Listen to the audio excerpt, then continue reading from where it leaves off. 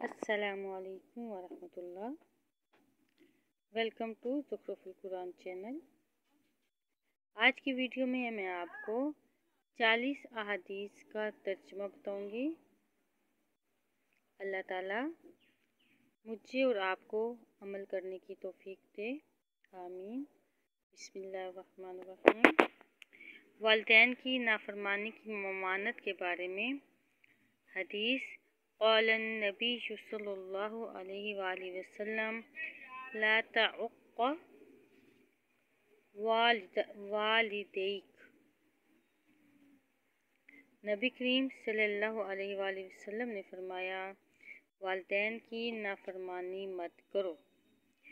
جھوٹ کی ممانعت کے بارے میں قال النبی صلی اللہ علیہ وآلہ وسلم لا تشہد شہادت زور۔ نبی کریم صلی اللہ علیہ وآلہ وسلم نے فرمایا، جھوٹی گواہی مت دو۔ بے رحمی پر وعید۔ قال النبی صلی اللہ علیہ وآلہ وسلم من لا یرحم لا یرحم۔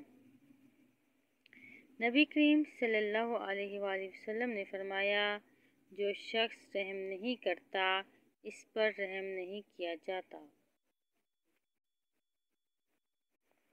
غیبت کے بارے میں قال النبی صلی اللہ علیہ وآلہ وسلم لا تغتب اخاک المسلم۔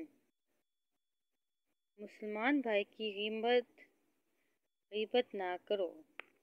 چغل خوری کے بارے میں قال النبی صلی اللہ علیہ وآلہ وسلم لا تدخل الجنۃ قطات۔ نبی کریم صلی اللہ علیہ وآلہ وسلم نے فرمایا، چغل خور جنت میں نہ جائے گا۔ کینہ کی ممانعت قال النبی صلی اللہ علیہ وآلہ وسلم لا تغل اخاک المسلم۔ نبی کریم صلی اللہ علیہ وآلہ وسلم نے فرمایا، اپنے مسلمان بھائی سے کینہ نہ رکھو۔ قطع تعلقی کی ممانعت قال النبی صلی اللہ علیہ وآلہ وسلم لا يدخل الجنۃ قاطع۔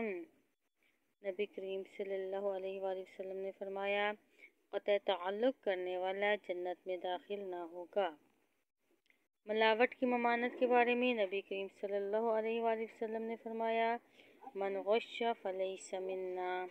جس نے ملاوٹ کی وہ ہم میں سے نہیں۔ جہاد کی فضیلت کے بارے میں قال النبی صلی اللہ علیہ وآلہ وسلم الجنۃ تحت ظلال السیوف۔ نبی کریم صلی اللہ علیہ وآلہ وسلم نے فرمایا، جنت تلواروں کے سائے تلے ہے۔